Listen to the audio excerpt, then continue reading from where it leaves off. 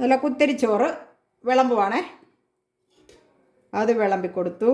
ഇനി അടുത്തതായിട്ട് നമുക്ക് ഉരുളക്കിഴങ്ങും തക്കാളിയും കൂടെ മെഴുക്ക് പുരട്ടി വെച്ച് കണ്ട നല്ല തകർപ്പൻ മെഴുക്ക് പുരട്ടിയാണ്. അത് വിളമ്പി കൊടുക്കാം. അതിനുശേഷം നമ്മൾ എന്താ ചെയ്യുന്നതെന്ന് അറിയാമോ? നമുക്ക് കുറച്ച് ചെറുപയർ ഉലത്തിയത് ഇതാ അതും കൂടെ വിളമ്പി കൊടുക്കാം.